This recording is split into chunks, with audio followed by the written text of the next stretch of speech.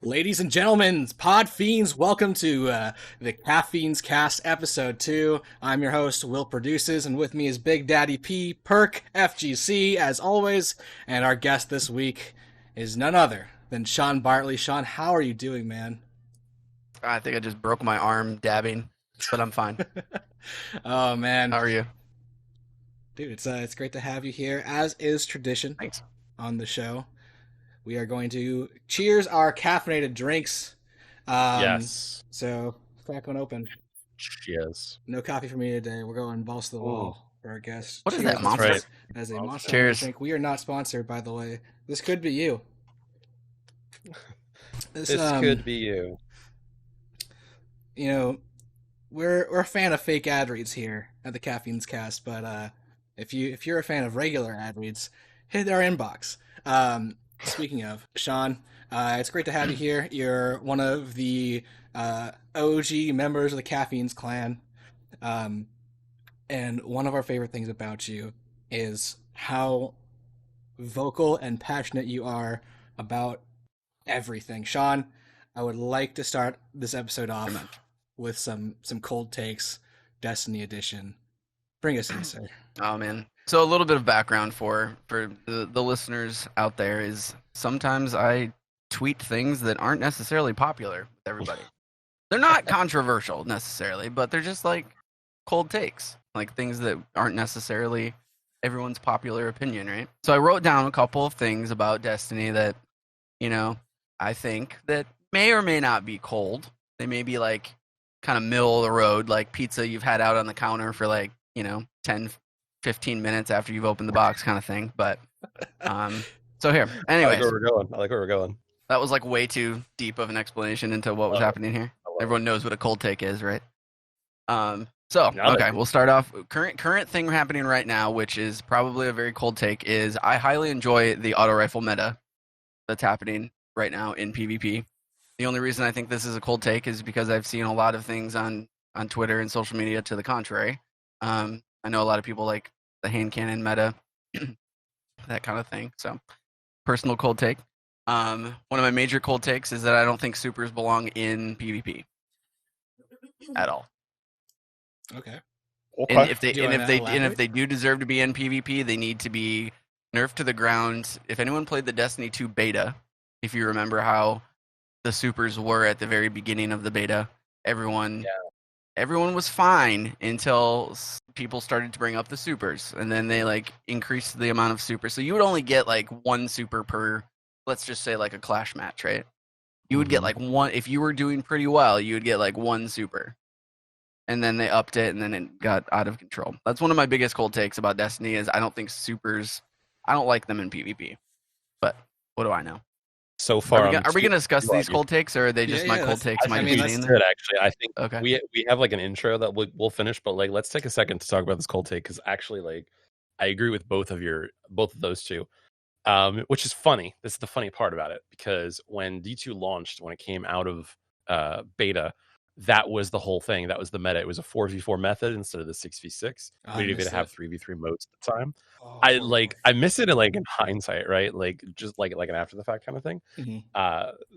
But like at a certain point, because of the 4v4 method, the way that everything was introduced, you did end up running as a pack and like had everybody just basically team shot with an auto rifle just to like take somebody out, and maybe you had like a sniper or a shotgun like as like a whenever they introduced that like as time went on. But that was after kind of like the auto rifle meta was a little bit done and out of the picture. But I think the auto rifle meta coming back after at least the last two seasons, I could say, literally being at least on the PC side, hand cannon and shotgun metas. I'm so ready for an auto rifle meta, and I think I don't even think it's a cold take. I think the auto rifles in Destiny have always felt really Ask good. the internet. I mean, that's Yeah, sort of no, that's for sure. that's the point of cold takes. That's why it's not a hot take. It is. It is. Yeah. This might be a a room temperature take because I think we kind of agree on it. This is Especially stuff like right. So you have like things like gnawing hunger, which is like I found that day one. I had like multi-kill clip roll, and you guys remember I was like popping off with it because I'd like threw like 45 kills down like per game with it, and I was just like slaying out, and I was just like, damn, like I love this. Like this feels good. Like it was enjoyable to just run through, just track an enemy, and know that at a certain distance, now that we've kind of like refined those engagement distances in PvP, you know that like you're like, all right, I have them in my sights, I have the distance, I can close the gap, and I don't have to rely on any other weapon. I don't have to switch to a hand cannon to finish them or start an engagement. I don't have to do anything. I don't have to worry about heavy. I don't do anything. You just auto rifle, like land shots, which I think which leads into a huge other topic of Destiny's PvP revolving around relying too much on insta kill weapons instead of skill shots. Yeah. That's a big other topic. Yeah. And I want to get Will's take on this too, but I wanted to say I love you for saying that you don't want supers in PvP, because that's something that I have talked about for a long time. And you're exactly right. Like in the D2 beta, the supers were kind of neutered. You get like one a game and you'd have to worry about it. And that's also as a Titan main myself, whenever the D2 beta started, when I loaded up Fist of Havoc, I was like, they want us to roam with this? Yeah. Like, what? Like, are you sure? Is this a glitch? Like, what do you because mean? It was so powerful. But dealing with those and dealing with basically 4 per game from each side of the team, I think offered kind of a lot of balance to it. So that's a room temperature take, because I'm with you on that in this room so far. Yes. And I want to clarify too, like for everyone listening, that I understand that the reason I thought this was such a cold take is because like I understand that supers are kind of what makes Destiny, right? Like you can't take away the idea of the fact that like this is part of Destiny. You want to be like, you're a guardian, you're powerful, you want to fling space magic or whatever you want to do, but like I just enjoy the PvP. I'm like a classic Halo. Like I like that kind of just like gun skill thing. So that's like a personal opinion. I understand that that's not the direction they're going with PvP, and that's fine. It's just I would love it to just not have to worry about like getting golden gunned in the corner, smashed by your roaming super or whatever it is. So yeah, I think given the balanced history of the game, supers do need a little tuning towards the nerf, like a quick tap of the nerf bat, but it's hard to do that without losing the identity of the game. You're absolutely right. Sure. I think like for 6v6s, I'm less inclined to actually care, and with the exception of Iron Banner, because it just feels like I'm just gonna chill and like jump in and play with something that doesn't matter, especially with connection based matchmaking. But like for comp, the philosophy should always be like, we want to highlight player skill, and how do we do that, like, and thinking about how you do that like from a design standpoint. And supers reward player skill in that you get them faster if you're doing better, but they're also a very, very fast snowball mechanic, like, or catch up mechanic. They are. So I mean, part of me wants to be like, well, what if you made combos that really rewarded people who like played supers really well? But the other part of me is like, well, shut up, Will. Calm down with that shit. I agree. Yeah. I agree. So on to the next take. So I don't want to spend too long on my cold takes. So this is my take and it's also a cold personal opinion take, is that the way that we got exotics in D1, I think, was much better than the quest structure of D2.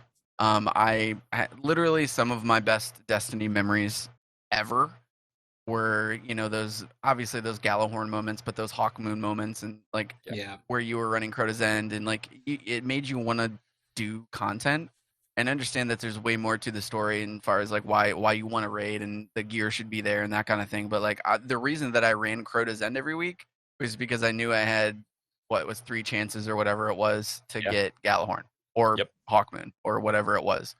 Exactly. So I think there's a time and a place for certain like exotic quests. But I just like the idea of exotics being world drops. Like I like just being able to play the game, log in if you just want to run some like PvP with your friends or run some strikes or whatever, and like you remember that ending screen? Or that ending screen would pop up at the end of a PvP match, 100%. And like you got like 3 strange coins in a blue. The guy at the bottom, right? But like that guy at the very bottom that got like 2 kills, got the Gallahorn, and you were like, bro, like those are memories to me. It reminds me exactly of, and I think you guys will get this I guess in our day when video games weren't like fully digitally available everywhere, Yeah. you kind of like as a kid you didn't know if you were going to be able to go to the store and get a video game. Right. So getting your parents convinced to take you to the store and to go in and do it, and then not know if the game that you're going to want was going to be there. That thrill of like that reminds me of the end game screen. I know it's an abstract like That's a really ideology, good analogy, actually. you know what I mean by that? Like Yeah.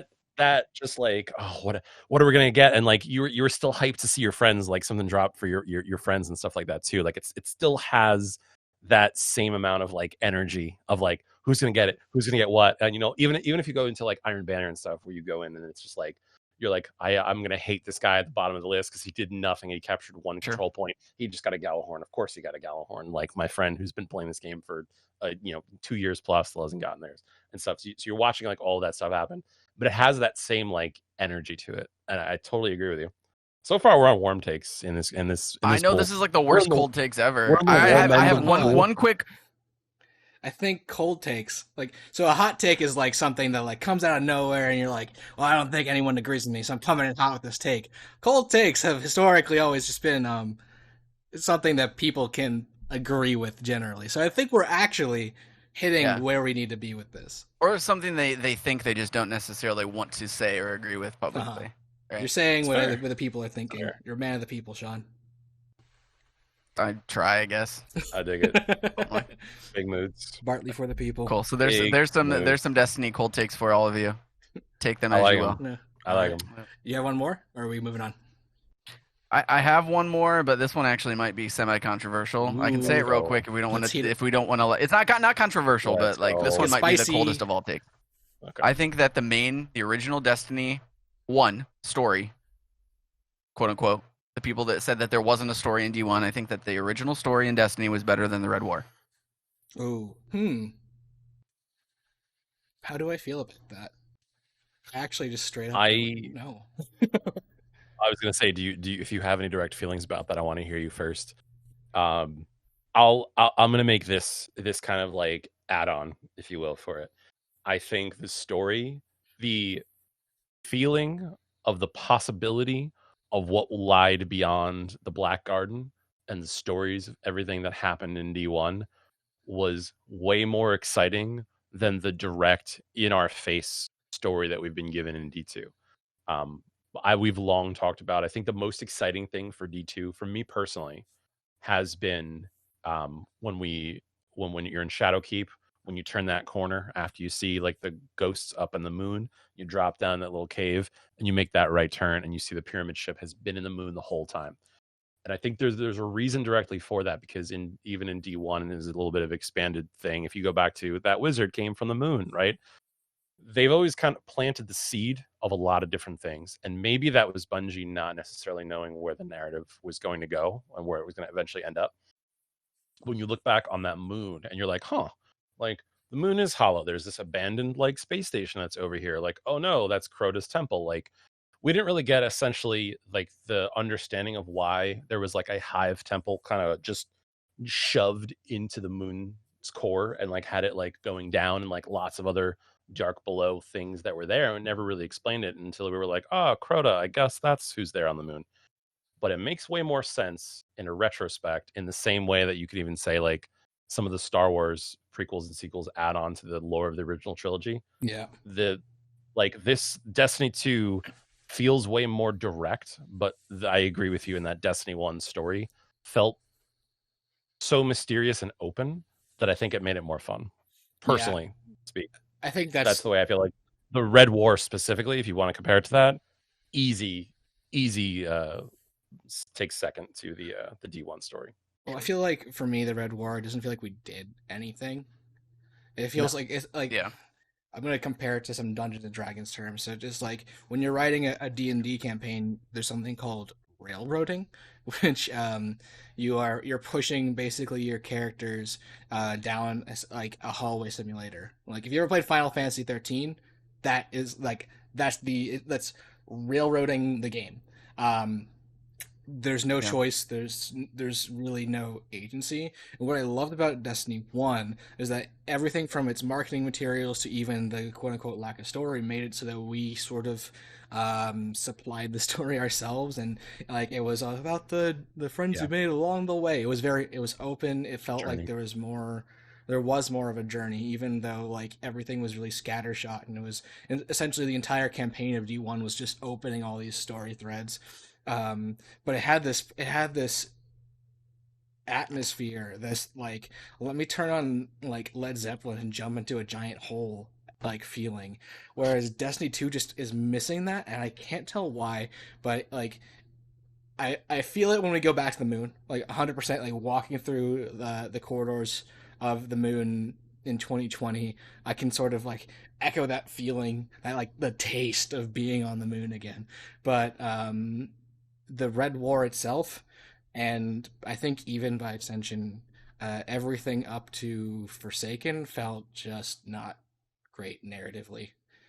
Um, Yeah, I think, Agreed. and like you said, without getting too deep into it, I think Forsaken was like the turning point, obviously, where I think some of the best storytelling in the history of Destiny has started there, Yep. and I think now we're seeing, whether it be reading the lore or looking into the lore and whatever, but even in game, we're seeing a lot more of like a really deep narrative that's starting to develop, and it's all kind of like you said, um, relating back to some of the setup that was even done back in D1 with all that interesting lore. I just like the fact that they're touching on lore that like I've read and maybe a lot of like really diehard Destiny fans have read, but like that we didn't really know existed unless they would have read that lore. But they're Yeah. bringing it to light and explaining what's going on, and it's cool to see now for sure. Absolutely. I think Yeah. I absolutely agree. it's now time to move on to a segment that we're going to do every week. What are you grinding, boys? What are you farming? Sean, we'll start with you. I'm still, well, up until yesterday, I was still farming for my god roll, gnawing hunger for PVE. I was looking for a subsistence and a rampage one, which I finally got. I still need a couple of the other perks, just to like make it that actual. I shouldn't say god roll because mine's not a god roll yet, technically. Um, Grinding that out, as well as what was the other thing? There's a new and I'm gonna forget because I'm on a podcast and I'm supposed to know these things. There's a new grenade launcher that's supposed to like replicate Truth the teller, I believe. yes, it's the truth teller. So it's like it's very good. It has a lot of the really good perks that the people love about the whatever the PvP grenade launcher that everyone uses is called that I always forget. Mountaintop? Yeah, the mountaintop, that one. Never got the mountaintop. Never a fan. But there's another PvE one. It's a energy, I believe. I think it's an energy Yes. weapon, so it sits in the energy slot. Yep. And yeah, it does. Watching some of the videos on it, it does almost as much damage as the mountaintop does when it comes to certain situations. But it's kind of what they're calling is going to be the mountaintop replacement since the mountaintop's getting sunset. Right. So I got a couple of those. I don't really remember the rolls I have on them exactly, but it's a world drop, so that one's pretty easy to farm if you have some extra like Crucible tokens or Vanguard tokens or whatever. Yeah. Perk. Correct Quick, me if so I'm. quick- Yeah. Go ahead. No, go ahead. Correct me if I'm wrong. That grenade launcher is like it's a reprise of old Dead Orbit one, right? Yeah. I think so. Yes. Yeah, they've reprised, I think, at least one of each weapon from each of the factions. Yes. Future War Cult has the hand cannon that the name escapes me from. New Monarchy has the grenade launcher that can roll with spike grenades, full court, and field prep. And Dead Orbit has the truth teller, the grenade launcher. Yeah. So I want to add on to that before I go with what I've been grinding for and what Will's been grinding for. Just a brief topic. How do you guys feel about, I know like last week we talked about things getting sunset and stuff like that. How does everybody feel? I mean, even anyone watching this as well, about weapons getting sunset and then getting something that's kind of a replacement to it, kind of quote unquote like the second version of it, like Sean was saying with the mountaintop. How do you feel about a gun that puts out the same damage? And I'm not saying that truth teller does, because we still have to do some testing on that, but weapons that put out the same damage but require more skill to use effectively to maintain, especially even quantifiably for PvE, that damage output. Whereas, like, if you're going to go solo the dungeons right now, you want Mountaintop, Recluse, Anarchy. That's got to be in your collection for doing that. How do you guys actually feel about analogous replacements in terms of the DPS role, but requiring more skill to use? What do you think? Sean, I'll let you take that one first. No, like I'm for it. I mean, the idea, like, without like going into my whole explanation of why I think sunsetting is acceptable, because I'm on that team, and I think that there's a couple stipulations about sunsetting that I'm not happy with. Real quick, one being the fact that, like, the Swarm of the Raven, I think it's called, is the grenade launcher from Iron Banner. The one that rolled with spike grenades, it was really popular DPS option or whatever. Like, if you have one of those, then the new one that just came out in the next Iron Banner is technically moving forward, but your old God roll that you may have farmed for multiple Iron Banners is now no longer going to be accepted in the game, so therefore you have to regrind for it. With that being aside, which I think is silly, and they need to just bring those weapons up. Totally agree. If you're going to change a different weapon with the Truth Teller, it's a little bit of a different story considering it's switching like areas, right? So this is now an energy weapon. It's not going to be in your primary slot, so automatically that's going to make you play differently, right? So like it switches up that variable. I don't know if that was on purpose. I like the idea of it, and I think that the whole point of sunsetting obviously is not only to change up the meta a little bit, but I think it's to change up the way that you play, without just like nerfing, bringing down certain weapons and bringing other weapons back up. I'm okay with it. I think it's interesting. I like being able to, like, yeah, you can do the same amount of damage to said boss, but you have to do it a little bit differently, and it does take a little bit more skill. I'm on board with that. I think that that's fine. I would like to see more variation in different types of weapons, obviously. I mean, that's just more of a deep-seated issue, is like, I'd rather them not replace a Recluse. Like, that's another thing. There's another dungeon weapon, which we can talk about later, is it's the Death Adder. It's a reprised SMG, which is essentially a clone of the Recluse. And so now people are like, go farm this gun because it's the replacement of the Recluse. And it's like, well, if I have to grind for another SMG that's essentially the same weapon, why would I want to do that? Why can't I just, at this point, reuse my Recluse, right? So I think there's holes. If they're going to replace weapons with different weapons, there's no way to really change, like, with another SMG. Like, what do you mean by, like, skill? Like, you can't really change, it's an SMG, right? The only thing that's going to change how you play with that certain SMG is the perks, essentially. Exactly. So you can't really change the skill level of using an SMG as a replacement weapon. So in some cases, I think it works. In some cases, I think it doesn't work. What do you think, Will?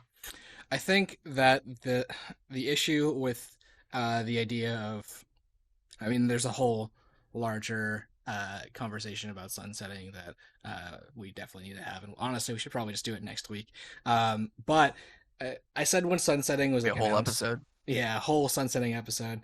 I said when sunsetting was announced, I'm for this as long as we get a stable roster of new guns and loot to not replace what we had one to one, but like to fundamentally like change things over time. Like if you look at games like Diablo, they change the gear up like drastically season to season, and I think the problem with Destiny for that is like, yes, you want to strike a balance of having aspirational weapons that are really really strong and work well for end game content, but then you don't want them to live forever, and you also don't want them to just be sort of a one click kill everything button.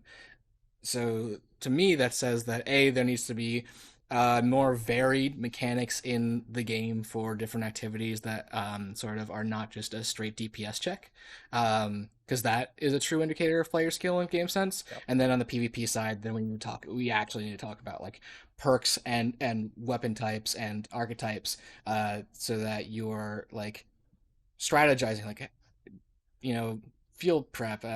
I need to crouch when I pull out a gun or reload. Like having meaningful choices like that. Like I need to have a status happen to then proc a certain effect. Am I making a choice between like staying in the air versus staying on the ground? Things along those lines that I feel would make meaningful change. And then on the other side, the rewards for making that choice can be more drastic, and they can be like your micro missile or your master of arms, without going too crazy on the side of like uh, being a one click DPS button. Right. Yeah, I think that's the case too, and I think for I know we're talking about micro missile. Micro missile specifically is a fundamental different grenade launcher in general. It's basically a mini rocket launcher that uses energy ammo. Yep. So it's kind of a hard thing. So I mostly mean like in terms of theoretics and stuff too. For the Recluse, honestly, the Recluse still it hits good, but it does not hit. Master of Arms does not hit as well as it used to. Right. Now that it requires the crit to proc. Right. So I think it's just like, and that's actually a perfect example because the weapon was godlike beforehand. It was just your go-to trash mob killer and even great for hitting your yellow bars and stuff like that. But when they changed it and they required Master of Arms to only work off of a proc, you kind of it heads back into that same place that other SMGs sat because SMGs weren't really beloved until the Recluse came out. And I think requiring a skill shot on a weapon like that was a bullet hose, I think it kind of showed exactly where the function of that gun was. That wasn't a skill shot weapon. That was a weapon where it's like you had to put some skill in to earn it because it was through Crucible, getting 2100, which wasn't terribly difficult for a lot of players, but for some it was harder than others. But that was kind of like a front loaded skill weapon, right? It was you get to do the work, you get to get the gun, and then the gun makes your other activities a little bit easier because of the power of the gun. And I think that's always something that's in play with Destiny is experiencing the power fantasy of it, knowing that there's work to be done to get something to make you stronger overall. Right. But then also, how do you define, is it kind of like going back to what you were saying before, Sean, with where it was like it was more fun to land a Gallahorn and finally drop one. Gallahorn also was sort of an easy button. I think Gallahorn was the easiest button that we've had in the game. Anarchy, having just been able to use that recently, you do kind of need to skill shot it, land your grenades, and like tether them together. Gallahorn was just like really, really quick. Okay, I hear the beeps, fire the shot, fire the second shot, reload. And you can spec into holding more rockets, or I think there was faster reload and stuff that you could do. So I think Destiny always flirts that line of front loading work to get an easier button to push versus putting in work, getting a quote unquote easy button in terms of the DPS check, and then requiring skill to like land those shots. Because there's still times, I've gotten good with it over the year or two that I've had it with the mountaintop, landing those micro missiles and kind of knowing and kind of leading your shots are like, all right, this yellow bar is going to land right there. Boom. Okay, I'm going to hit that last shot, switch to this, and kind of go through your whole rotation. So I think it's really interesting. And it's always interesting to me too that whenever weapons get sunset, and they did this in D1 a little bit too, is there was always kind of like a sold follow-up version that showed up in the loot pool after it was known that they were getting sunset. Like with Fatebringer, we had the little the one that was all white that showed up from, it was like a specific strike. I forget the name of the strike. Imago loop. But you guys know what I'm talking about. Imago loop. Yep. It could roll as like a mini Fatebringer. It looked like Fatebringer as well. Like there's always been I never got one of those. Feels bad. Yeah. I hope to see them come back. It's a cool looking gun. That said, Perk, what have you been grinding? What have I been going for? I feel like I've been grinding for 1,000 Voices in Anarchy since I was born. But having finally been released from some of that spell, right now I'm actually working on Iron Banner gear. And this is going to lead later into our bigger topic for this podcast. But I wanted to get a gear set that I knew was going to lead me through and take me through an entire year of playing, especially with the whole sunsetting taking place. So I always enjoyed Iron Banner. It's one of my favorite activities. I wanted to get a good set of this gear that's well rolled, that I can look at it and go, this is my set. I'm spec'd the way that I want to be, and actually take the time to masterwork it, which I know is kind of a hot topic, and we're going to get into that a little bit later, but that's what I'm working for. I have the sidearm and I have the auto rifle from Iron Banner.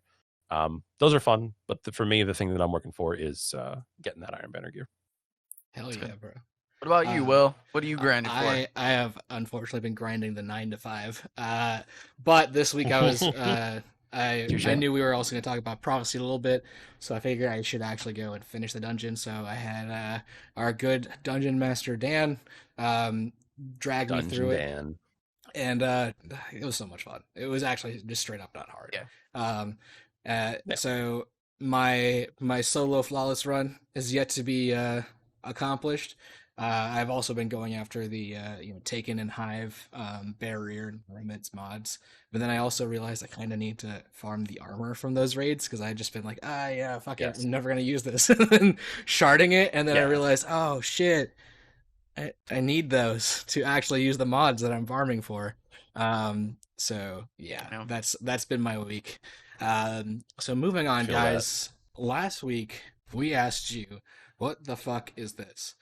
This little fish boy, the ghost companion / ghost analog of the darkness that we saw from the Exo Stranger, and we had these guys. We've had some great responses, to be honest. We got Critical Ape Crit said, "My beta fish, duh."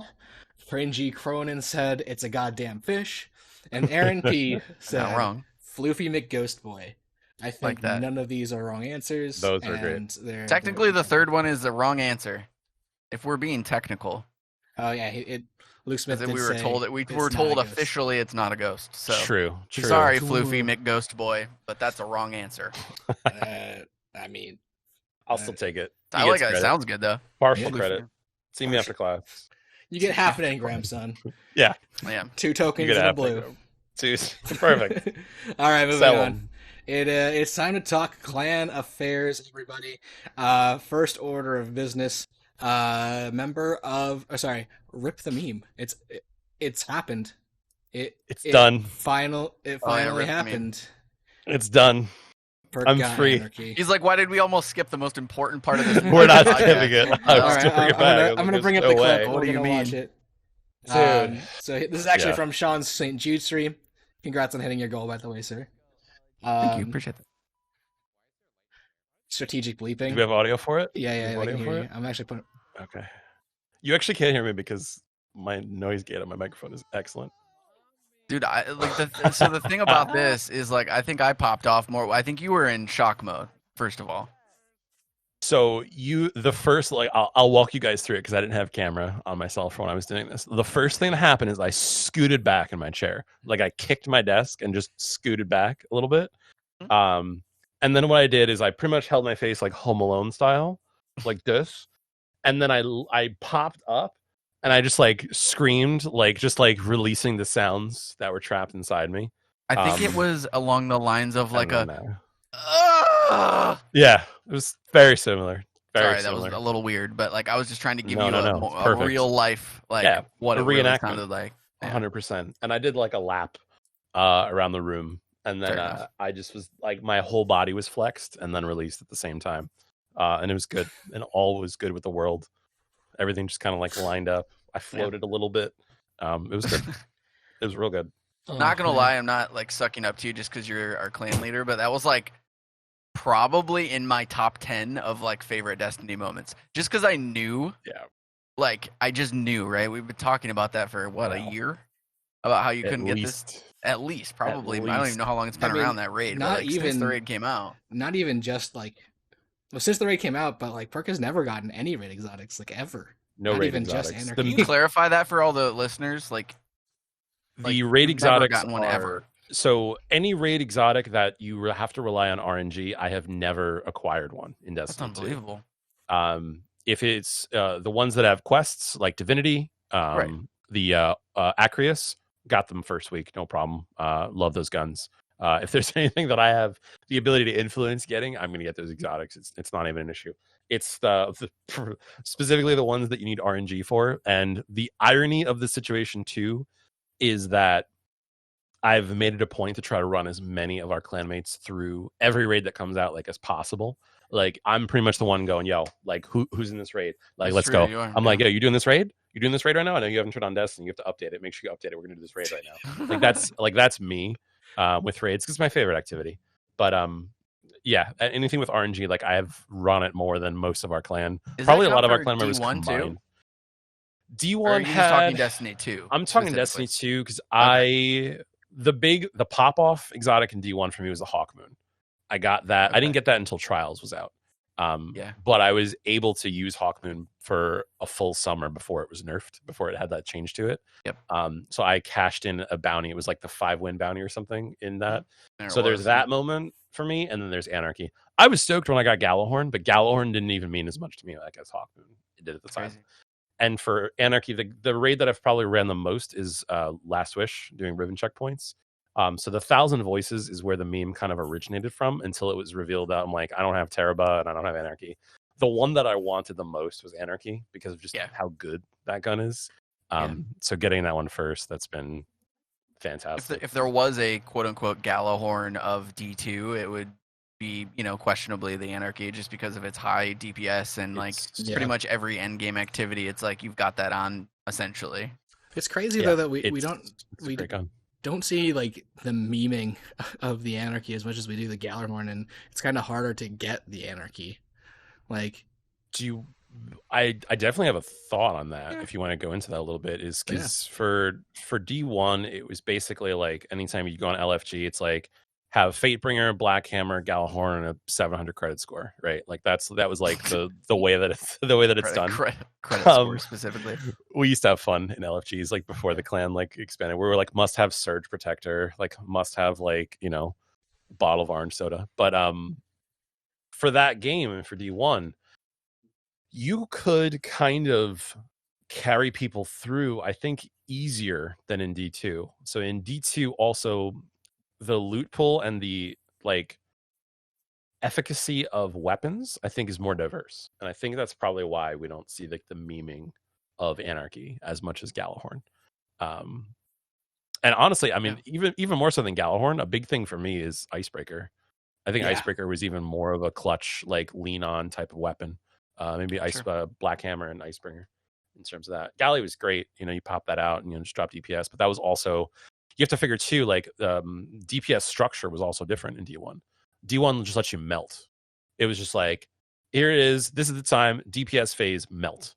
And even the first raid boss that we saw change that was Oryx.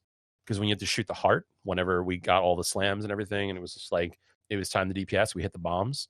You needed to use, it was 1,000-yard stare was the most common thing to be used for it. Just because it required a crit, it required a, something where the Gallahorn's Wolfpack rounds didn't really do anything to it. So, but that's why I think the meme is because the encounters are actually different. Like using Anarchy, a perfect example is this dungeon boss.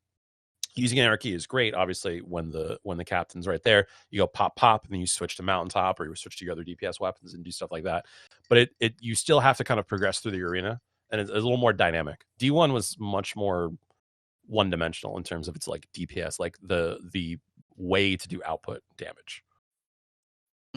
I think the question then to be posed is, which one do you guys prefer? Don't make me choose. You gotta choose between your kids, Dad.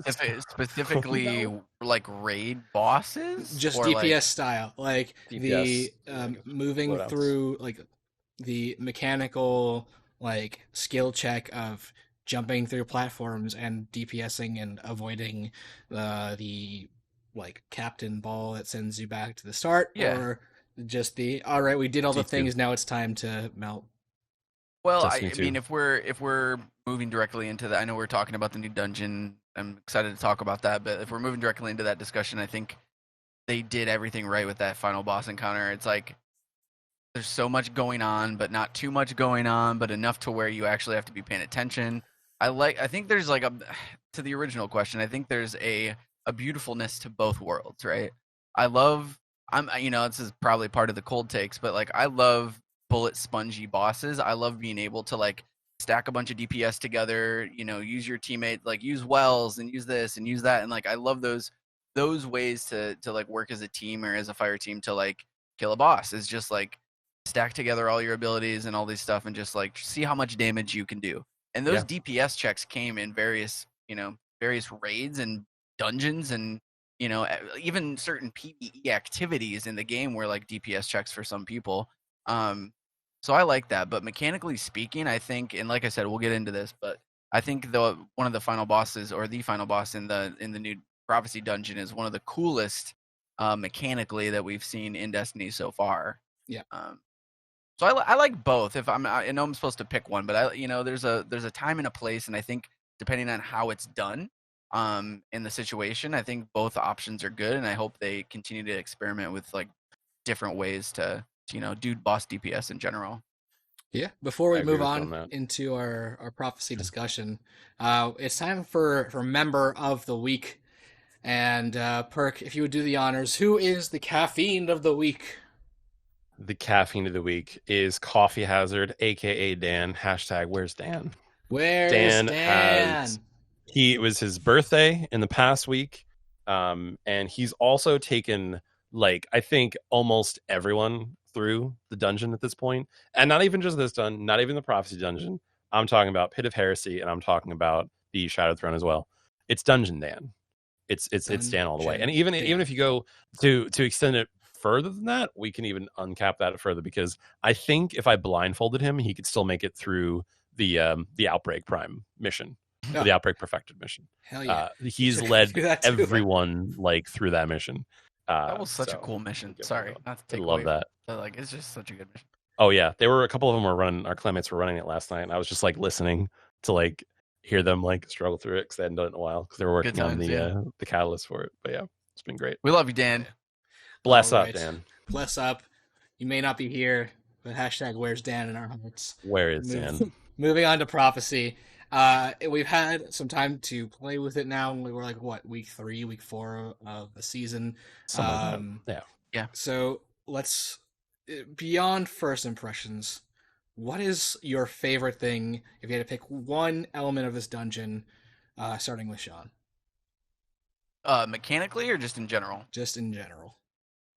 The trek to the final boss area.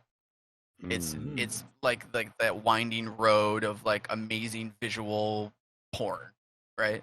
Yes. Like it was. I mean, first of all, like this dungeon is the most beautiful dungeon we've seen in Destiny. Yeah. And if I'm gonna be a little dramatic, one of the coolest and probably most visually stunning things we've ever seen in Destiny. My favorite part was like everyone else. Like I've played with a couple different people when we've done the dungeon, and most everyone's just like just takes their sparrow and just like hightails it. And like the first 2 or 3 times that I did that dungeon, I just walked the whole way and floaty warlocked all the way down there because like I was just taking it in because it was so gorgeous. And like mechanics and boss fights and all this other stuff aside, that like was like just going through that area, and even like the different like pathways just to get to the next like encounters were so cool, right? It didn't take much. It wasn't like super hard of a jumping puzzle or anything like that. It was just beautiful. I think that's what like my favorite thing about the entire raid is just like visually how stunning it was. How about you, Perk? Will, I was gonna say I wanted to hear yours. I want you to go first because I have a nice thing to say about it, but I want to hear yours. Okay, so for me, my favorite element of it was the new mechanic of the light and dark motes and how you produce them. It's a little finicky, but I think it's totally just completely different from anything we've seen in the game so far. Yes, motes have been used a lot. Like we were actually using them a lot this season, whether it's Gambit, it's Contact, or this dungeon. However, the way you produce them and the way you have to think about killing enemies to do these things, it presents you this really, really interesting choice of like, how am I going to kill this guy? From what distance? Do I need to kite him into the light or into the dark? Can like all of these things need to be taken into account as you do it. I think it's awesome. So that's really sort of my favorite thing going through this is the elements of the light and dark modes, and also how they are put into different encounters and how you are taught to use them throughout. Destiny's always been really good about that, like establishing a mechanic from the beginning and then doing variations on a theme. So when you needed them to open a door, and then you need to use that same door opening mechanic, but now it's to de-shield the boss, or you needed it to flip the septahedron, the cube towards Toland, who I'm not entirely convinced this is Toland. And then that's a whole different podcast. It culminates at the boss. I think it's a very nice progression on a theme. Well said. Love I agree with you. you. So my thought on this is, and I'm going slightly abstract, so follow me on this one if you can. Strap in. Strap in, just click. I agree with both your points too, because it's visually beautiful. The mechanics are great. There is one thing that stood out to me when I was first doing that dungeon that in every other time that I've run it feels the same way. That dungeon, not in terms of length or anything like that or difficulty, that dungeon feels like a Destiny 1 strike. And by feel in a D1 strike, you have a starting area, you have a thing that you have to do, kill a bunch of shit, you pack up, you move to your next area. What's in the next area? All right, for this encounter, we're doing this. You do that thing, and you have your whole experience. You feel like you're in Destiny. You pack up, and you move to the next area. The progression of the fight getting harder and harder, teaching you how to do it, and then ultimately doing the thing in the big arena, chasing the captain through, dropping through the portal, doing the stuff feels like Destiny 1 strikes, because there's no finicky, difficult boss DPS walls. There's light the braziers, fuck up the boss. Like, that's it. That's the thing to it. It's straightforward. It's not overly difficult. It's not, fighting the boss of Shattered Throne, where it's like, all right, well, we have the knights and their head's going to pop off, so we have to cut them around over here and do this other stuff, but don't make sure we want to pick them out at the same time. Then we're going to fight the boss. It's not the ogre encounter before that, where you're like, all right, we have to go around with the witches and we have to get the buff that only has like a certain thing to it. You're doing this. And those are fun. Those are difficult and they're fun. And I love doing those. But this dungeon felt the same way doing an activity like a strike in D1 felt to me. Hell yeah, man. Like I didn't, you just like, it's a really good point. And now that I think about it, you're like, it's dead on. It does. Just feels like it. And it felt like, just to add to your point, it felt like, to generalize it, it felt like a dungeon too. Yeah. Like, I don't know. I would consider like the Shattered Throne and maybe even the Pit like being, like mini raids. That's what I've always considered them essentially. But this actually felt more like a dungeon, because it wasn't like, it gave you a set of mechanics that carried through the entire experience, but it didn't stack up too much stuff on top of each other to where it became like super mechanically annoying. You could just go through and enjoy the content. It was still a little bit, especially towards the beginning, it was still challenging, but once you started like creeping up in power and whatever, it just becomes more fun, you know? So adding a pretty simple, and also the dark and light modes, like I love that whole analogy that's happening right now and how it fits right into like everything that's happening in the game. And there's a lot of really good lore in that dungeon too. If you haven't been in there yet, it's worth it to just get that lore out of it. But yeah, I agree with you. It feels old school in the best way. Yeah. I loved being able to just like, I'm like, oh, okay, this is the boss. DPS. Let's go. We don't have to worry about stuff. Drop the damage. Like, let's haul ass. Let's do it. And I think those little nuggets of doing that stuff is kind of one of the things mainly missing from D2. D2, everything kind of feels either too out of its way being difficult, or requires, other mechanics and stuff like that. This was pure, just good old fun. It reminds me, like Will, you've always said, like, Destiny has like that. It feels like a Led Zeppelin song at times, where just like you don't understand everything, you don't know what's going on, but you're like, fuck it, load the rocket launcher, let's go, like let's do it. Yeah, that's how it felt. Can I add one more thing? I know you probably want to move on, but like I'm going to change my answer. Yeah, it's beautiful, but if I have to pick one more thing that I loved about this dungeon, I know we could go on all day about it, is that you can farm the dungeon for the gear now. Yes. We all forgot about that, and I was like, we needed to touch on that, because that's one of the best parts about this. Hopefully they bring this into raids too in the future. I know a lot of people are talking about that. I think that would be magical, but being able to just like get your pinnacles and then farm it with your friends to try to get good rolls on not only the weapons, but the 2 armor sets that it has. One of them being reprised, but still 2 armor sets that you can farm for, and a handful of really cool weapons. Like, they did the loot real good with this one, and being able to just like play it for fun with your friends and farm it. Like, you can farm dungeons in any other MMO, right? So like, it made sense and that's what made it feel even more like a dungeon. And I think there's two things I do want to talk about because you brought some really great points. Like farming dungeons and any other MMO, like strikes have always sort of been the analog to other MMOs dungeons. Just a repeatable playlist that you can load in and matchmake or whatever. But these dungeons actually feel like in WoW, there's been an LFG tool that people kind of love to hate on because back in like the classic days, there was no LFG tool, so you had to walk to the dungeon, you had to organize your party somewhere, and you had to just like go. And there were shit was harder.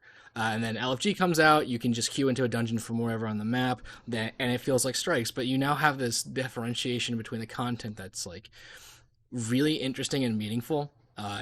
Dungeons are like a step between strikes and raids, and they feel like a really good spot to actually, learn how to become a better PvE player, up your game sense there, like figure out the ins and outs of how the game actually works. It's like if you're gonna solo flawless stuff, and it's amazing. And as in terms of the gear, like if there's any gear to reprise, hell, it's the fucking Trials of the 9 gear that we're getting. I just wish that we were getting the guns. I did too. Yeah, that was the only missed opportunity. I think I agree with you. Yeah. I was hoping that maybe we'll see like a hard mode that'll have the guns in there or something like that before the summer's out. I can still hope. Might be reaching, but that's a big hope for sure. It would be nice. Some of the promotional material for Prophecy makes me feel like the Dido set is going to go away from the dungeon, or I can't tell if they're just talking about the dungeon's going away, and we're not going to be able to grind it for a while. But I'm a little cloudy on that. But yeah, it feels like, yes, we're able to grind stuff, but I feel like maybe the loot in that dungeon might change.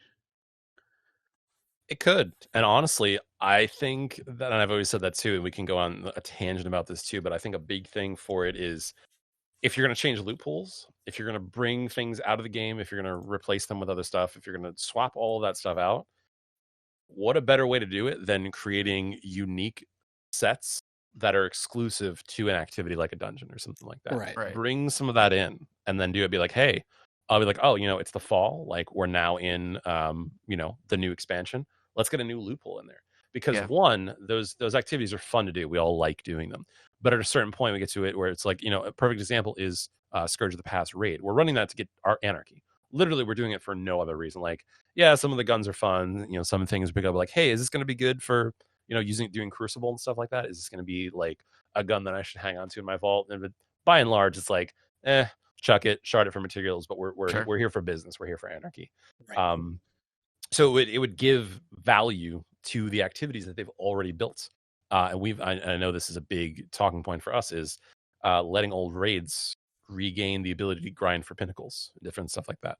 Yeah. So, but I'll start there because that's a massive topic, and I want to get into our main one. Yes, before we move on to our main topic, we have one more thing to talk about, which Perk you wanted to talk about, and that is Bungie. I think it was DMG or Cosmo confirmed that Bungie is developing an anti-cheat.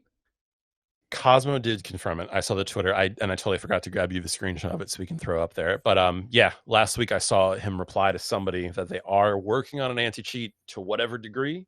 We don't know, but we are going to be having an anti-cheat in Destiny that's developed in-house, at least from what we understand. I will love it when I see it. That's all. That's exactly my comments on this. 100% agree with you. Like that's the proof has to be in the pudding on that one for sure. That's something that we have to see in action. Before really like pudding. I want some pudding. I'm down for pudding, dude. Let's get it. Team pudding. I think, there's really nothing else to be said other than, hell yeah, please hurry. We need you for trials. Yeah, we need that. Side note, I don't know if you guys were watching my stream the other night, but we ran into, this is the first time this has ever happened to me. I ran into someone that was like glitching through our strike. Speaking of anti-cheat. Now this was just like, I have the footage I have online. I posted it and did all this other stuff, but it was the first time I've ever experienced that in a PvE playlist strike. I would love to look at that. I've never seen actually anybody. It happened live, and he was just like flying through, one shot and everything. Like it was the most incredible. I was unreal. I went on about it for like 10 minutes. So it just reminded me, which is crazy. And that's another thing is like I usually see PvP, cheating in PvP, but like what was going on? Like why was this guy like cheating in a playlist strike? Like You know what it It is. was interesting. Dude was grinding that filthy lucre or whatever it's called. Just need to go through Probably. fast. That Get that filthy, catalyst. I think filthy. someone said on Twitter or something, they're like, gotta get those like Umbral Engrams somehow. I'm like, dude, you don't need to cheat in strikes to get them. You It's get so called much loot right Nightmare now anyways, House, dude. Rain out of the sky for me. Like I'm often at a place where I'm like, I have too many umbrals. I'm just gonna go like I nasty crypt them. actually I don't at this care. Yeah, it's moment, kind of annoying, honestly. Too much Yeah. loot. at this moment, Yeah. my postmaster is full and my Engram is full, and it's Yeah. all Umbral. I'm Yeah. just waiting until I Yeah, can like have the sword drop to open them all. All right, I'm not gonna be the person. Not gonna be the person to start complaining about too much loot, Bungie. I promise. No. Yeah. We can move Shut on your now. mouth. So moving on, it's time to get to the meat of the show. An hour in, but it's time to talk about gears and guns and mods and what's wrong with them. Perk, this is your Yeah. your baby. Let segment. me kind of lead this up, and this is something that we've been talking about for quite a while. And one of our clanmates, we were talking about it. He was like, "Wait, what is that?" Like he came into a discussion that I was having with somebody, and I was like, "Oh yeah, like the mod, like I think I had gotten the Taken mod from the Menagerie." And I was like, "Cool, this is perfect. I'm actually kitted out to where I can now. I kind of hit everything that I need from the checklist of like this is what you kind of want to have to solo flawless dungeons." Um, and so he's like, "Well, wait, how do they work?" Um, and it was basically like we kind of didn't have a direct answer, and I think that's kind of part of what sparked me wanting to have this discussion is that that's the mods have been in something that's been in Destiny 2 since the beginning. And if you guys remember back to when you used to have the +5 damage that would change the element of the energy weapons. Oh, So you can yes. have everyone being in different energy. That was basically the first mod function. The other thing was the kinetic mod, which you needed to top off your exotics to give them that +5 like damage value so that you could be at the top end of your light level. Because that was the math that was used in the beginning of Destiny 2, which made no sense. But anyway, like we kind of they took it from a place that it almost had no function or really little function and to only serve the fact that you're topping off your light level for going into doing like the highest level stuff. And through the expansions and the seasons that have gone on, they've added a lot of reason to want the mods. And for those of you who play Destiny or don't play Destiny or don't really know what the mods are and how that works, in Destiny, you obviously have a number of different factors.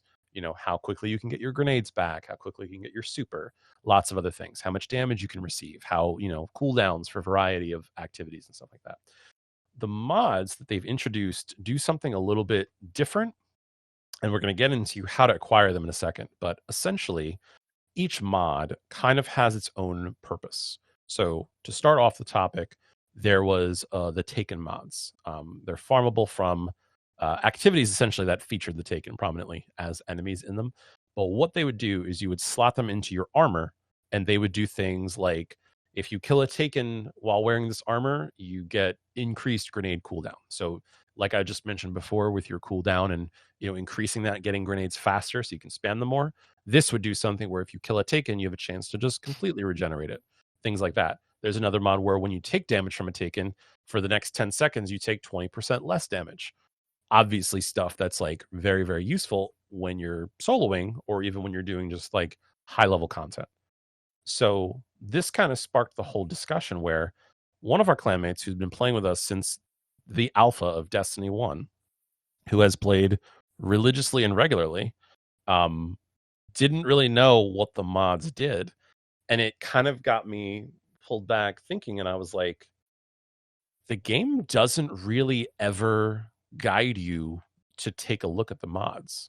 They drop from stuff, but like a lot of times in Destiny, you could be overwhelmed with just blues or like Vanguard tokens or Crucible tokens. There's a lot of just kind of things that go and just sit in your inventory. So it can be very easy to overlook the mods.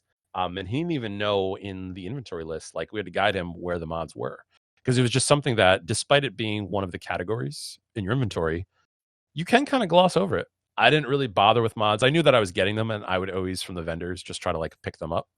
But the game doesn't really direct you or incentivize you or tell you that, hey, it's useful to use these mods.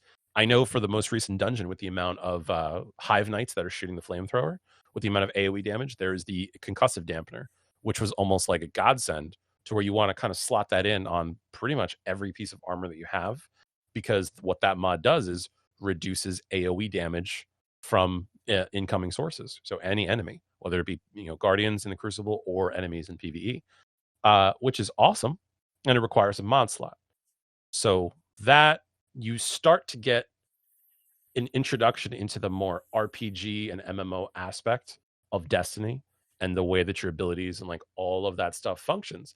And it's really, really, really cool. And there's a lot of customization and a lot of like deep like things that you can do with it. But that brought up the topic of the game doesn't really do a whole lot to tell you that they exist, where they're best used, or even in some cases, like Empowered with Light, what their function is. Yeah. So Sure. that's the brief rundown of it. I want to hear you guys' thoughts. Like while you're bringing that up, I think also just looking at the history of how mods have worked and like where they have been, historically we've been almost like disincentivized to use mods because they were actual consumable items that you had to put on guns and armor, and you had to like buy them and create them at the gunsmith or at 801 back in Black Armory. Like I didn't get all the Black Armory mods until 2 or 3 seasons ago, because I was just like, I'm not doing this. I'm not spending time on this. And then I found out those were actually kind of important. And I totally feel that. And then so we have that history of our relationship with mods, and then also just the fact that the seasonal mod system is also incredibly confusing. And at this point, like, they've tried to fix it so that like a piece of armor can wear the mods of season that it's in, and the one before and the one after. That just doesn't make sense to me. It feels overly complex, especially because a lot of these mods are now crossing systems with the Charged with Light and the Warmind mods, intermingling. Why that system is closed into like subsections feels weird. It limits creativity, and like I think my final thought is like I would rather have 2 of those like utility seasonal mod slots than the 2 mod slots we have in addition to those that are sort of just like the place mod. So like the elemental type mod, the scavenger or whatever, because the powers that you get from the seasonal mod slots are so much more interesting and play so much more into the power fantasy of being a guardian than the other things do with your stats. And I think also that would just sort of help. Like it would imbalance things a lot. I understand that, but it would help with the weapon balance issues that we had with like reload speed and scavenging ammo and all that shit. Yeah. Sean, what do you got? I know you're thinking about it. No, 2 points I have, and first one being, I already forgot the first one. Main point being, first point being, I don't like the idea necessarily of using like different things to boost your gear using mods, right? Like intellect, discipline, strength, recovery. Seems stupid to me. I like to grind out for gear that has good rolls. Like that's what I do. I'm not gonna, even if I get like a decent piece of gear at the beginning of the season, like it just seems pointless for me to add a bunch of like recovery to each, like depending on what I'm playing, right? Or discipline for like if I'm doing some sort of warlock build, like I'm adding discipline to all these pieces of gear that don't really have that good of discipline rolls. So like, is it really helping? Like kind of thing. I never really understood that. I'd rather just open up those slots to be more like utilization of like cool stuff in the game. 2, I always thought that mods would be a really good way. Like there's all this controversy in Destiny about like weapons and like doing more damage with specific weapons and certain perks for certain weapons. I think the mod system in game could be an amazing way to utilize different weapons and how well they perform in the game or with each other, right? So like if they're worried about like sunsetting and different weapons and recluse going away and all this other stuff, like if there's like really cool SMG mods that are like really rare to get, add them to like whatever SMG that you prefer to play with, because I still think it's like really important that people get to play with what they want to play with, not like only meta weapons, but that's beyond the point. But if you get a really good SMG mod, like imagine if like the perks of the Recluse were a mod, and you could take that mod for what was the main perk of Recluse even called? Master of Arms. Master at Arms. Master of Arms, right? So imagine if Master of Arms was a mod that you could put on your favorite SMG. Like, Yep. there's so much potential in that and growth in the different mod slots and stuff that you could use like for specific weapons or even on weapons. That I think that like there's so much room for growth in that, and I'd rather spend time getting cool stuff from like, I don't know, activities too for mods. Like some of the mods that were harder to get were like the Iron Banner mods. I know that people, you could only get them from like the Iron Banner packages and stuff like that. But like a game that I didn't play a ton of, but I got into enough to understand it had an awesome mod system was Warframe. And Yes. there's a lot of things about the Warframe mod system that confused the hell out of me. But once you understood how it worked, it made you grind for the mods, not necessarily your gear. So like if you get to a point maybe where they introduce it like later in the season to where they introduce like 3 or 4, maybe even 5 like really good specific mods, and then they're loot, right? Like you can get them from strikes or from dungeons or whatever. They kind of did that with the raids. I know there was like exclusive, raid like mods that you could get only in the raid kind of thing. But I would love them to be like almost like legendary or exotic mods that you could get as loot. And then those major mods would either be seasonal or not, but they would impact your gameplay in a really like big way, other than continuously changing around the weapon metas and like all that other stuff. That's just my opinion on it. I know that's like a very broad, like hard to do this, but like when I want to grind for a certain mod, like I don't care. I just grab them because they're usually available. Like the seasonal mods you can just get, right? Kind of by playing the game or from whatever vendor is available. But like I want like really good mods that I can go play, like Savathun's song, right? Is like there's a specific mod that rarely drops in this strike. Like then it makes me want to go do it when it's the nightfall and farm for it like I would like strike specific loot or something. So like that's just my opinion. I'm old school. I like random things dropping when I'm like grinding them, and I get that. But I think they could up the ante a little bit with the mod system and make it more inclusive to like change the actual gameplay experience more. So that's where I'm sitting with it. I 1000% agree with you. You hit the sweet spot of what I wasn't even going to broach the subject of Warframe, but since you did, like I've played Warframe like a little bit, just was dabbling it during Destiny downtime and stuff like that. And when you hit that section where you could start crafting mods and start like breaking down other mods to create other rare ones, and then you have point values where you go, hey, I mean, almost even you can even take Call of Duty as an example, because if you go into Call of Duty and you spec out a gun, you have 5 slots. So it's like, do you want Full Metal Jacket or do you want more aim down sight speed? You get to kind of make the choice, and they've still managed somehow to make every gun have a unique identity, no matter what is equipped to it, but still even change it like so much deeper and further with the mods and like the perks that you choose once you like unlock it from there. And I think you really hit the nail on the head there, is because something like a Master at Arms, we've seen that only rolls on that pinnacle weapon of the Recluse, right? Yeah. What if instead of grinding for the Recluse, what if we did a grind or a quest or something to get a mod, like an exotic mod? Yes. Yeah, but that would be perfect for like a, not to interrupt you or anything, but that would be perfect for like a pinnacle like quest item to get for PvP, right? Like there's a specific PvP mod that like, I don't know. I'm sure that would stir up a lot more controversy in the PvP community than anything else, but like it just makes more sense to me to grind for something that you can apply to a hand cannon, even if it's universal, right? You can apply to a hand cannon or an auto rifle or whatever, something that makes you a better PvP player. It makes sense. Yeah. Something like Master of Arms that is like awesome, right? Like I would love that on my Gnawing Hunger. I know that would be broken, but that would be an awesome PvE like activity mod that you could put on whatever weapon. You could put it on a hand cannon if you wanted to. Yep. But it's just dealing more damage with this weapon.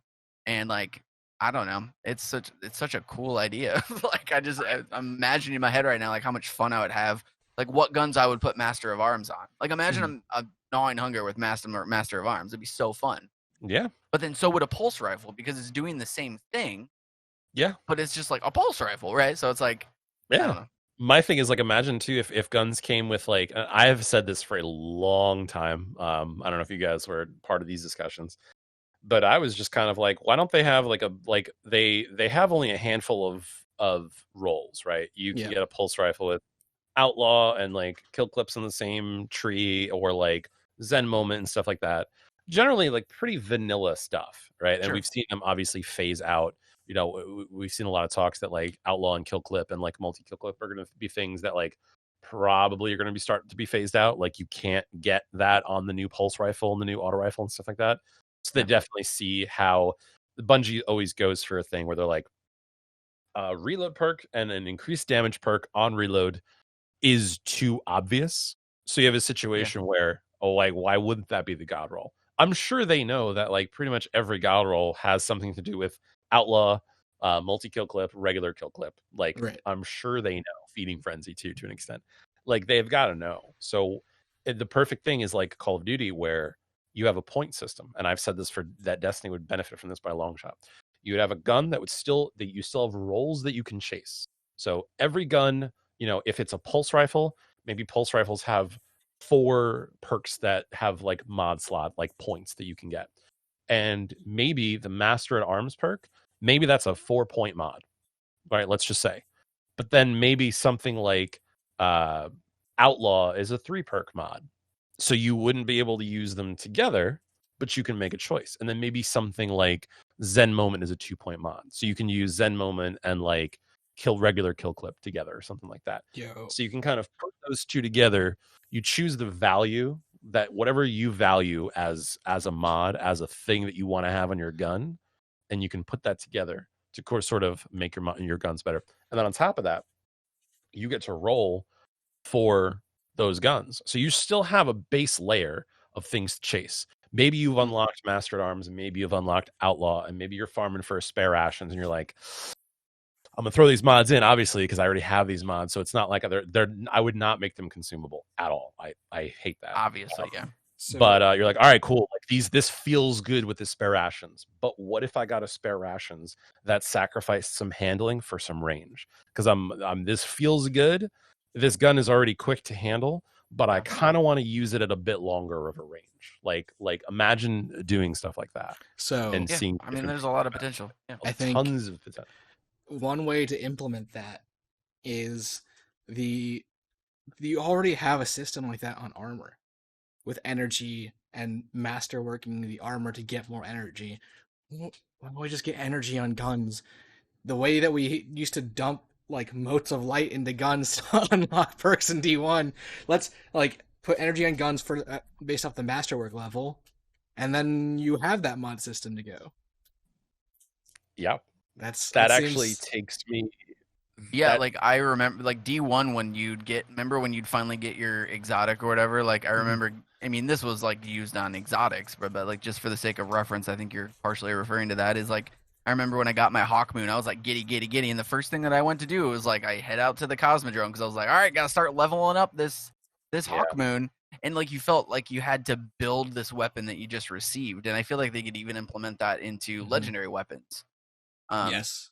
Upgrading them and using them to upgrading them. Not like now I get a gnawing hunger god roll and 3 clicks later in 30 seconds it's masterworked full out with range and I'm ready to rock and roll, and then I just throw it in my slot and it never moves. Like having to upgrade that, and then along the way using what you were saying, Perk, about like adding those different slots and different mods. Like as you're leveling it up, it's asking you, hey, what do you want to slot here and what do you want to slot here, and then you can make those decisions on what way you want to build this weapon, essentially.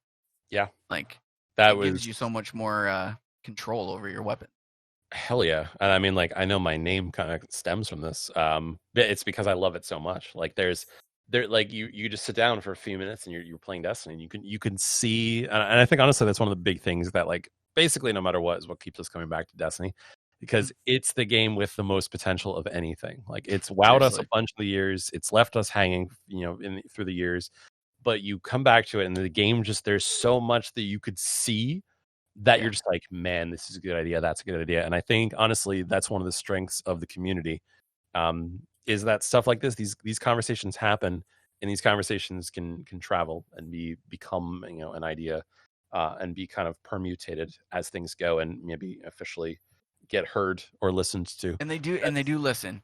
They do. We're maybe not in every single way that we want them to as a generalized community, but like we've seen direct action from Bungie on community feedback directly over the last like couple years specifically. So like they do listen, and you don't have to get to the top of the tallest tree. It's like you just need to start a conversation with people, and they listen. They may Bungie. You might even be listening to this podcast. Like they take their community very seriously, and I think they truly love the game just as much as we do, and they want to, like they're developing the game. It's not easy to flip a switch and make all these cool things happen, but I think they really try to, like, if they can, make some important changes that, I think they're going in the right direction. We've seen updates and we've heard discussions, and it may be a slow process, but like they want to build a good game, and it's good to see that they're committed to doing that.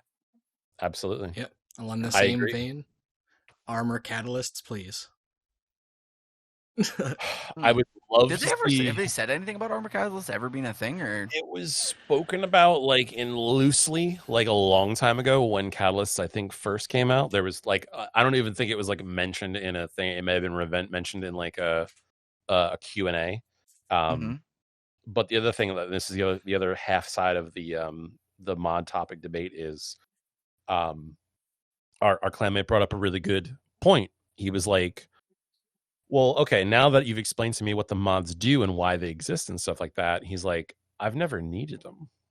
Like I've never not been able to do a strike or a nightfall or a raid even with not knowing what the mods do. And then me and one of my other clanmates, ex-Guardian, we were like, well, if you're going to do Grandmaster Nightfalls, it's one of the only activities in the history of Destiny that you are not able to ever excel up to or beyond the light level of the activity. It's one of the few instances that the Guardians are consistently at a lower delta than the content of the game. So part of that you can mitigate through the extraneous grind of your season pass, which that happens as people play and level up. They will eventually get those higher levels. But the other aspect to it is, well, why would you need mods to do one specific thing? And this is a very important part to me, and this kind of ties into what I was even grinding for, which is the Iron Banner gear set, the 1310 max gear set that I want to have for next year. I have only ever masterworked a handful of armor sets. Guns I masterwork all the time because it's easily explained. You understand what you're doing. You're like, I'm increasing this stat. This stat rolled like this. This is the one that I want. It's a range masterwork. It's a stability masterwork, what have you. Masterworking armor ties into Grandmaster Nightfalls because it's one of the few instances that you are doing an activity that is so difficult, you need as much damage mitigation as possible. And you need to rely on bringing in the chance for you to find more ammo. Like a perfect example is running Mountaintop and Anarchy. You want Void armor because Void owns the classification of how to hold more grenade ammo in your reserves. So you obviously want to spec into that. You want to spec into finding more grenade ammo as you go because you want to have that. You want to tune your armor and your weapons together to create your monster killing machine, as Bungie's often called it. Here's the trouble with that, and the reason that I want to hear what you guys have to say about this too is Grandmaster Nightfall is one of the only consistent sources of getting exotics in the game, tying back to what Sean was saying, that it used to be more fun to get exotics just from world random drops, right? But the Ascendant Shard and the Enhancement Prism economy, your materials can evaporate like that if you're masterworking. Like if you don't perfectly wait and choose to get gear that works. But maybe you're not going to get that gear that you want to use until later in the season, but it's something that's worth switching out into your rotation. Do you then have to commit masterworking a set of gloves that you might end up replacing later on? And then now that armor is going to get sunset again after armor 1.0 happened and we switched into armor 2.0, if that armor is going to get sunset again, Now you're asking players to commit an extensive amount of materials across the board into armor sets that really are only helping you for a handful of activities, but those activities are the only thing that's giving you the materials that you're then farming for. So it's kind of the snake eating the snake, where it's only really necessary to do those activities. But if you look at it from the aspect that we're talking about, where basically we're asking to make mods and armor mods and gun mods more interesting, how do you then go and retune the loot pool to function around that? Because you're locking off people based on the rarity of loot, based on the difficulty of the Grandmaster Nightfall. But to do the Grandmaster Nightfall, you need a lot of materials and stuff that you would only really get from the Grandmaster Nightfall. So you kind of end up in a situation that I'd love to see numbers on this too. Very, very, very small percent of your player pool is completing Grandmaster Nightfalls on the regular. Yeah, absolutely. Sean, how do you guys feel about that? You go first, because I definitely have a little bit of a rant on that. What are you just like saying to respond to the? Yeah. I'm just saying. Sorry. I'm gonna give you all the time you need while I formulate my rants on Grandmaster Nightfall rewards. Do it. No, I don't. I mean, I'm sorry, I'm not gonna give you much time, but like, it's trash. Like, damn it, John. I'm sorry to be. I'm sorry to be. I'm sorry to be blunt, but like, it's one of the hardest, and I've seen this coming from like veteran, like very hardcore Destiny players, and saying that it's like probably some of the hardest content they've ever put out, which is cool, right? Yeah. Like, it's cool that they're putting out like content. Like, you hit the nail on the head again, Jay. You were talking about like the main like activity is never going to be your power level. It's always going to be higher, right? So it's always going to be like this, like, what is it, 1080 or something? Is it going to be at some point? Yeah. Goes so to 1100 or something. No one's. I mean, maybe someone can get to 1080. I don't know. Someone grinding out there probably will.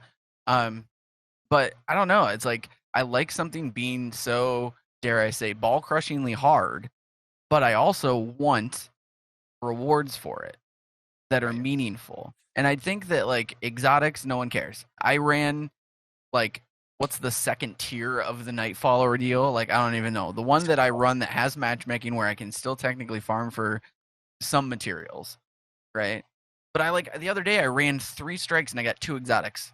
So if I want to do that, I'll just run the easier strikes with matchmaking, because why not? You're going to get some cores, you're going to get some prisms or whatever. Or not. Yeah, you know what I'm trying to say here. Yes. There needs to be something specific that you get that you can't get, because like, I consider the Grandmaster Nightfall end game activity. It's PvE end game activity. It's not a raid. It's not trials for PvP. It's whatever. It's a PvE end game activity. So give it something. I don't know what the answer to that is, Will. Maybe you do, but like, I don't know if it's a specific weapon set, it's a gear set. I don't know. I think that's the easiest thing to throw at like a piece of content when you don't know what to give it. Give it a gear set. Give them the guns. But I don't know. And Bungie is kind of like, they've talked about this, and they're like, well, like, you're getting like masterwork cores, you're getting prisms, and you're getting like spheres, you're getting golf balls for this, right? Yep. So like, that's pretty hardcore, and it does take a lot to get those golf balls. And I don't like the way that whole masterworking system works. That's a whole different podcast, but that's not enough, I don't think, right? It's not. And that's and then they introduced, and here's one more point. I'm giving you a little bit more time, Will. Sorry. Thank you. I appreciate it. There's a thing they added in the title, which is very cool. You know, there's the lovers and the haters out there about the titles and whatever. I think they're awesome. I think they're definitely a reason for people to complete activities and stuff that people can grind for. And I think it's cool that they got their own little thing. You had to complete them for 4 straight weeks or something was the title, and that was pretty much it, right? To get the title for the Grandmaster. Yeah, there are 4 specific strikes in a season. Make it more. Like, make it like, so you have to get a certain amount of kills in the strikes. Make it so you have to do this, you have to do that. Like, I don't know. Like, if you're going to put a title in a game for an end game activity like that, don't have it be do 4 strikes to get the title. Like, I don't know. I don't get that. Yeah, my thing to add on to that too, where you're saying get more kills in the strike. My thing with that is, why are we not scoring strikes yet? Why Yeah, are that we was not so scoring cool. PvX? Yeah, Like, that was awesome. that's an easy thing to do that could be associated with it. And even playing some other MMOs, you see that that's very much a thing. And the reason that it's a thing is because it's known by both the developer and the player that, like, at a certain point, this is going to be easy for you. This is going to be a challenge for you. You know, if you're bringing somebody new through it, when you're first leveling up, if you're rolling a new character through it or whatnot, this activity is going to be difficult. But at a certain point, you're going to run this just to get the rewards, and everybody knows it. And in doing so, they're like, let's grade you on that. You want to speed run that? You want to glitch through that raid to get that strike to get your umbral engrams? Put a score at the end of it. Yeah. And honestly, maybe they're working on that in tandem with their anti-cheat, because maybe they don't want anybody exploiting it. Much the same as a lot of I know that people can cheat in PvE. I've seen it with my own 2 eyes. Right. Yeah. Like, that's the thing too, is a lot of people were like, don't bring trials back. Like, I want trials so bad, but don't bring it back with the way that there's cheaters are in the system like this and everything, all that other stuff. Whoops. We're bringing Like, it back. whoops. Yeah, exactly. We're Turning back anyway. Turning this trials around. But like, that's kind of the big thing too, is like do you want those activities? Do you want that stuff if it comes at the cost of you're gonna have people that are inevitably gonna try to break the system and do all that stuff with it? So but it is absolutely worth talking about. Is we're speed running strikes at a certain point, you know, and doing that is fun to be able to look and be like, oh shit, like we're top 10 for that. Like, that's awesome. They put it in the TWAB too. So you remember that? They had like whoever. Yeah, I mean it was Dado's name half the time, but right. Because I mean they did put it in the TWAB, and it was really cool. Like, this was something neat, right? Yeah. Like, everyone wants to be in that. Like, I don't know. All right, well, it's time to hear your hear your rant. Last week we kind of spoke on this a little bit, but there has been a lot of problems with Grandmaster Nightfall rewards, and the fact that the rewards between Master level Nightfalls and Grandmaster level Nightfalls not that different. There's really almost no incentive to play GM Nightfalls for anything that you could just play Master Nightfalls. You might not get through the content where you Master Nightfall is you are, and the percentages, no one really knows what the actual likelihood of getting a golf ball versus getting prisms is, but you still have a high likelihood of getting those ascendant mats, and this is this gigantic hole in the PvE end game reward system that really cool mods would fill amazingly. To be honest. There you go. Yeah, going back to our conversation earlier. Heck yeah. It would fit that. It's just a mod-shaped hole. There's one giant square hole with a round peg waiting to smash through it like a titan. The reward system also is we've had the pinnacle guns for strikes always be like, oh, grind out nightfall kills of this element and then finish this many points and whatever. You could lock a really strong ass gun behind GM Nightfall completions, or with the title completion. That could be something that is the ultimate aspirational gun, something mountaintop level, something recluse level, and it would be the people complaining about not being able to get it are the casuals, which is sort of the point. That is the point. There is going to inevitably be guns that casuals don't get. Are we trying to say get good? Is that what we're trying to say? I mean, always. I was going to say, we're trying to say get good, but also work with a team, work with your clanmates, work with friends, find people in the community to do this stuff. Could you imagine the content creators for Destiny, how exciting it would be for them to pick a name out of a hat and be like, hey, we're going to go wherever you are in your quest, front to back, we're going to run that quest with you. You're going to get this. Yeah, like PvE Sherpas that aren't raid Sherpas, but it's like trials carries, but for your content possibility just opens wide up when you have stuff like that. I love that idea, Will. I didn't even think of that. That's a fantastic idea. I kind of joked around having an armor set or whatever behind it, but a weapon makes sense. It makes so much sense. even like both of it too, honestly, just something to incentivize the need to do it, because you're already exalting this activity as a very, very, very difficult thing. Honestly, I would argue that Grandmaster Nightfalls are harder than doing raids. They are Like, and 100%. not a, Rates are easy. not a week, Like, not a week one raid, but I'm talking about like a now going into garden where everybody's running, everybody knows it, everybody kind of like knows what they're doing. Even when we've taught a number of newer players how to do it. We're like, hey, come in, this is the activity. Here's what we're going to be doing. We're going to be sampling mahi mahi tonight. So have a seat. Your dinner fork is on the right. Like, this is what we're going to be doing. Like, it gets to be pretty much like we're plug and playing them in the system. But regardless of player skill, you would need to spec out because your gear is going to be locked. Everything is like just tightened up. I never did one. I've done like two. I never did them, and the reason, I was kind of going through like a where I wasn't super inspired to play that last season. Yeah. But also the main reason, like we had talked about, was I didn't feel like it was worth it. Yes. Right. I was like, yeah, this is going to be super hard, and I'm going to sweat my balls off all the way through this strike, and we're going to do it, and then for what, right? I want to do one this season just because I've never done one, and I want to I'm inspired to like spec out and make it happen.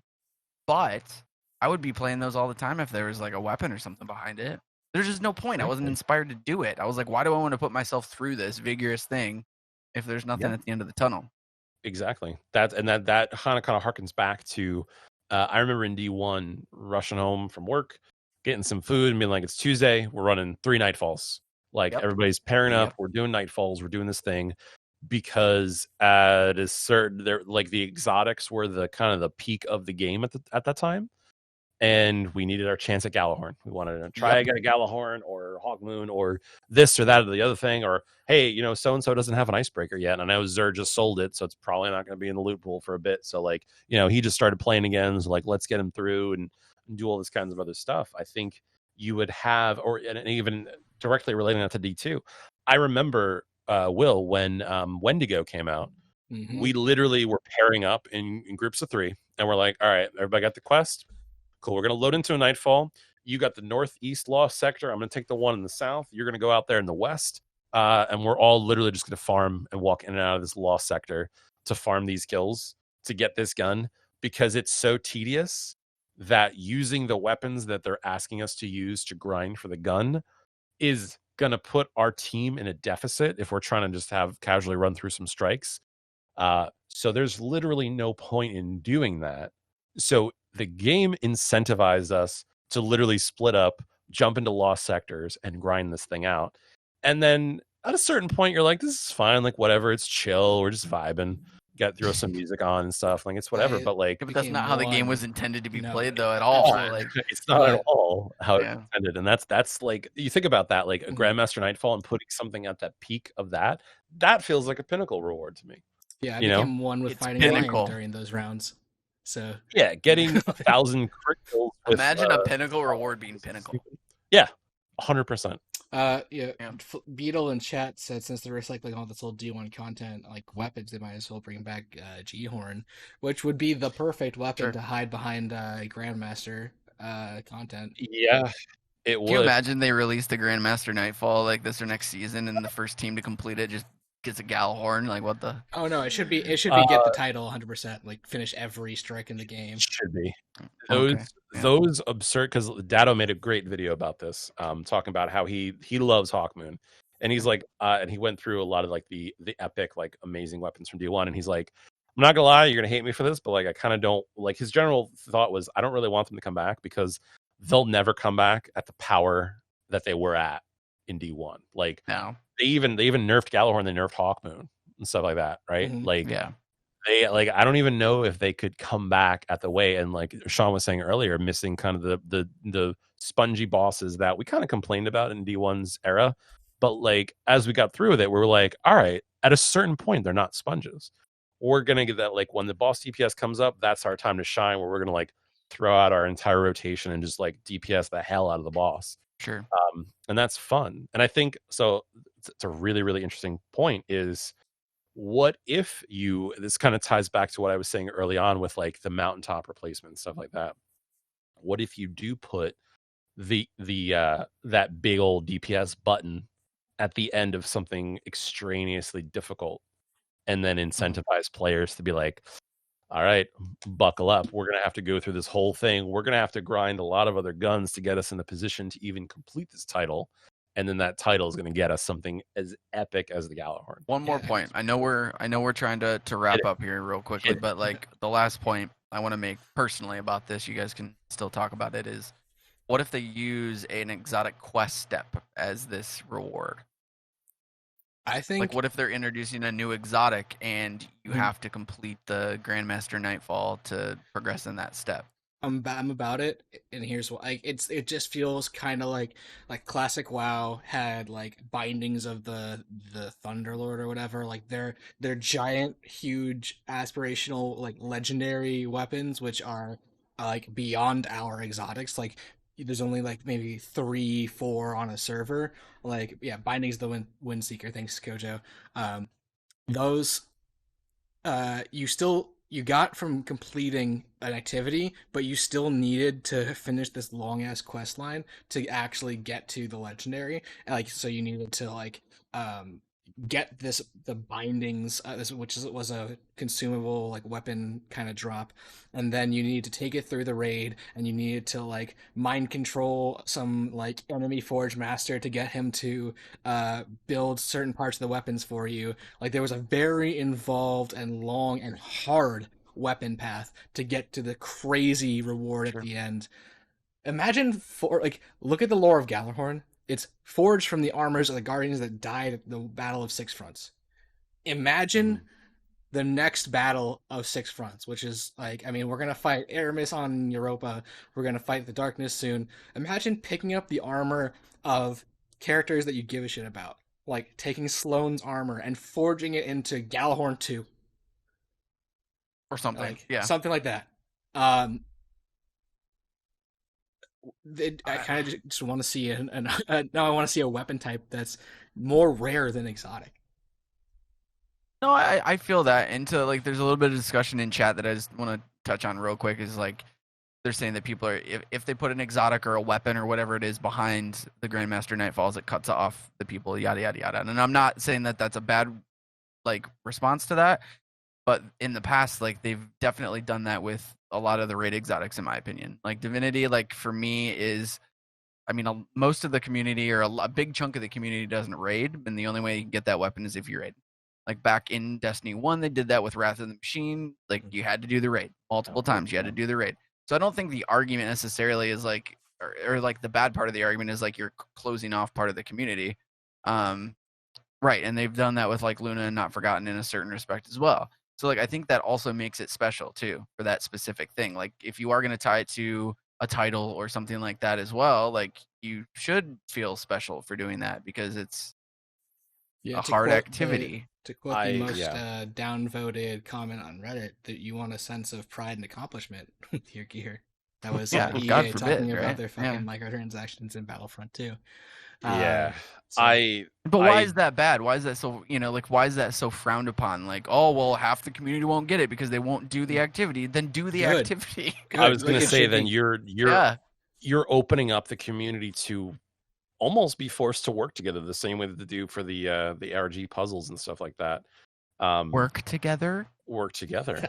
No way. Honestly, I know we're saying that, like, yes, like it has the potential to lock people out of being able to get those, and there's going to be some people that just don't ever get it. But if you consider it this way too, like even just like this is we have a ton of perfect tie-ins. Like we were saying, we were kind of just celebrating the fact that like I finally dropped Anarchy.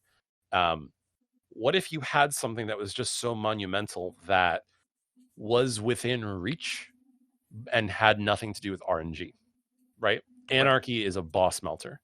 Even in its day, 1,000 Voices was the go-to heavy weapon for Gambit.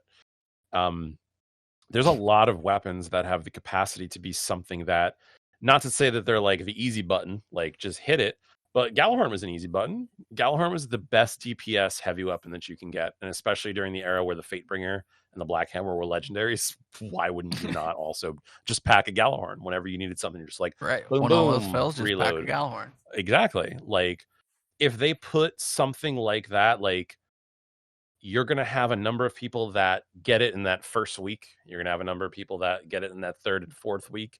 And then you're going to have more casual players.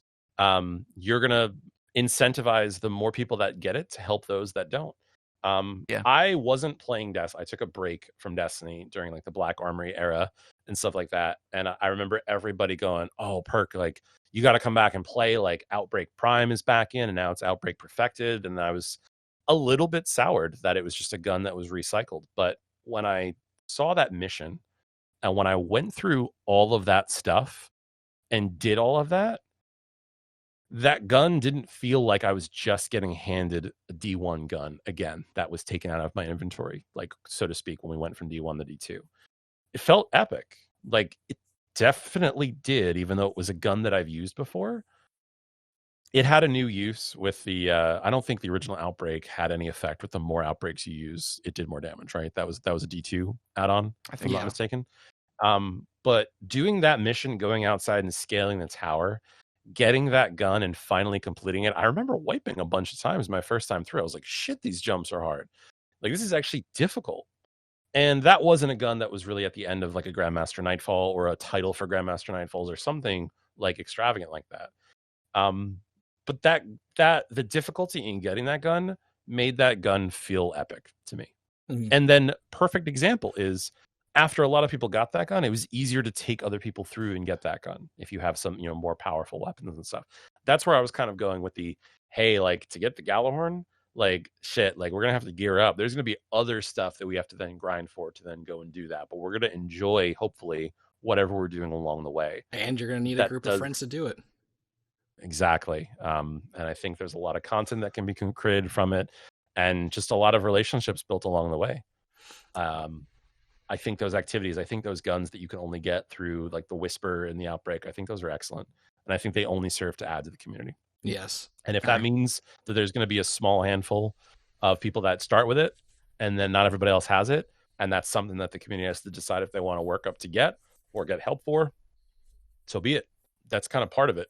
And that's what we all do kind of as players of the game, right? I think work together to a common goal, achieve stuff. I think that's a great place to put a bow on it, man. We want to hear what you guys have to say, though. I know there's a lot of back and forth in the chat right now, and if you're listening to this on any other place that's not live, go ahead and hit us up on Twitter. The Caffeinds Twitter is at CAFFEINDS at Caffeinds. Perk is found at PerkFGC. Sean at Sean Bartley, and I'm at WillProduces. Sean, before we wrap up here, do you have anything you want to say to our clan, our fans, and our viewers? No, I mean, I appreciate you guys having me on the podcast. Obviously, we chat a lot about Destiny, and it's been obviously been one of the greatest pleasures in my time with Destiny or in general in gaming is being part of Caffeine. So thanks for having me. Thanks for being a positive community. Because I think everyone needs a positive community right now. If you're listening to this podcast and you're not in a clan, I highly suggest it. We've all, this clan's been around for a while, but ever since I've been a part of the Caffeines, we've, got really close, and we have discussions a lot about Destiny, obviously, a lot about gaming, but, a lot of us are really close friends as well. So it's a good way to find a clan, have people to play with and talk to. And so I appreciate you guys giving us all a place to do that in. So thanks again for letting me rant about Destiny with you guys. This is just on a public platform. We do this all the time. This is like a normal day. That was the point of this podcast, was to open up these discussions and stuff, because there's a lot of great back and forth and stuff that we discover. I thought of a bunch of ideas that now I'm like thinking about after you guys have mentioned it, where I'm like, whoa, like what if you do this, and this? So it's good. Like, and to echo that, if you're playing Destiny solo, I have a number of friends that play it solo that are like, I'm even scared to jump in with your clan because there's just so much that's going to go on. Just find people to play together. Honestly, that's the best thing, because it's always been talked about where it's like it's kind of hard to do a lot of stuff solo in this game, but having community and building one together has been one of if not the defining aspect of playing Destiny for me. And it's what keeps me always coming back to it. So absolutely love it. Hell yeah, guys. Thanks, guys. So next week, Thursday, 7 p.m., same caffeine channel, same caffeine time. We'll be doing a giveaway next Same week time. of a whole year of Xbox Live. So stick around. Tell your friends, tell your mom, your dad, your dogs, bring them on. And also just a quick shout out to our sponsor, Coffee Hazards. Coffee Hazards. You tired of having a coffee that is too easy to get? Would you like to add some danger to your mocha? Well, drop on by Dan's Coffee Hazards. Coffee Hazards. Where's Dan? Use code Where's Dan at checkout for a free dungeon run. Thank you guys. We'll see you next Thursday at 7 p.m.